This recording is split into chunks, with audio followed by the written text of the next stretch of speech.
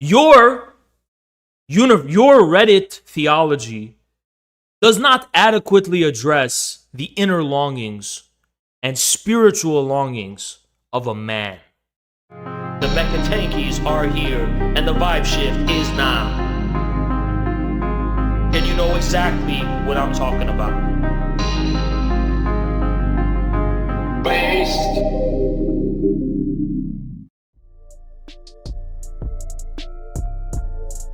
So, many of you are going to ask the question. I got this question in the replies to this tweet, and I get this question a lot. Because I think we need to go and just look at things from scratch, okay? We all know that Marxists in the West are a bunch of clowns. We all know that everything they say is a lie. They don't understand anything about Marxism or anything they're talking about. And I was thinking about this today, and I want to talk about it. I really want to talk about it. How many of you started out as religious, but then became atheists specifically for ideological reasons? You just lost faith and you decided to ditch religion because you associated taking the red pill with becoming an atheist. Interesting. So it's not really that common. But that's my story, so I'm gonna come at it from that perspective. But that's my story. A lot of people ask me, Haas, isn't Marxism materialist and atheist? So how do you reconcile that with all of these overtures you make to religion and to God and spirituality? And how do you reconcile the two? Because there's a very clear antagonism toward religion historically that communists have had. And I'm not going to do this justice by talking about it. The only way I could do this justice is through a work of art, so you could feel it, right? But I'm going to try to talk about it with as much eloquence and skill that I can to convey to you, to make you understand this. Have you guys ever... So I'm asking you a rhetorical question. You probably heard the idea before that our belief in God, in a creator, is natural. There's like a gene for it, or just an instinctual, natural thing we have to believe in a creator. And personally speaking, I could never imagine how you could be a good human being, or how you could be a human being at all even, without having a belief in a creator. How can you know what's right from what's wrong? How could you like tell what's evil, what's from good? You know, like, what would anchor your morality if not the belief in a moral being that is supreme, a God, something other than you and other than humanity, which is an absolute source of all morality and all that kind of stuff? And some nerds will be like, well, my morality begins from axioms. And they're liars. If you began from axioms and that's how you grounded your sense of right and wrong, you would be given to the total chaos of material being at the expense of your axiom. Let me put it this way. It's like you're moving at 300 miles per hour and you try to put your foot down. Your foot's going to get ripped off, okay? And that's what it is to make your living human behavior premised by axioms. Your living human behavior is something that is completely given to a kind of reality that's in motion and which precedes you. So when you try to nail that down on something man-made, you're gonna get a really maligned, kind of twisted, chaotic result.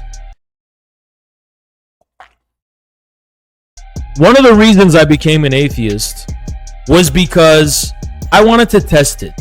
I wanted to say, let me turn off this thing in me and actually repress actively this thing in me which believes in a God. What if I just am missing an insight? And these atheist leftists who are telling me to be a Marxist, you have to be a materialist and an atheist. So I said, okay, I'll go along with that. I will treat every spontaneous, instinctual sense of divinity and God as the result of brainwash and whatever. I'm going to beat that out of me. I'm going to beat the belief out of me, basically. Beat the belief out of me. But what leads us down that path is the question. So first of all, let's get some things in order. What is God? What actually is God? What do we mean when we refer to God and talk about God? What is God? It's not only the absolute, it's something beyond yourself that is the basis of all morality. And by morality, I want to be clear. We as human beings are endowed with the capacity to make choices. We can make choices. We have a will. And why that's important is because we can't just like wake up and just be. We have to choose. We have to make decisions. And we have to make decisions that matter, actually. Those decisions matter that we make, and they have consequences. So God is the ultimate source of right. Not only the ultimate, but the objective source of right. It means it doesn't matter what you and I do. There's a God who's just going to be a kind of big other, if you will, who is the source of right. And it's beyond us. So it's not only a creator, it's the ultimate source of right. You want to know why that's important? When we don't have a God, there's only our will, our capacity to make decisions. But what's right and wrong, there's no guarantee for that. We don't have a source of guarantee for our decisions of being right and wrong. It's like there is no absolute right and wrong. It's just we're doing things, right? The material world, in its traditional sense that you would think of it as in, is all that is. And that kind of it's a pretty sad thing to think about, because it's pretty sad to think that this is just the material world. Something that's high. And we can accept that it's a high thing. It's a noble thing. Our ability to make choices, our ability to will, our human will is low. Ontologically, it's low. Our ability to make choices as human beings, our ability to have consciousness, everything that makes us human and separates us from animals is lower than just a kind of base, one-sided matter, just stuff, right?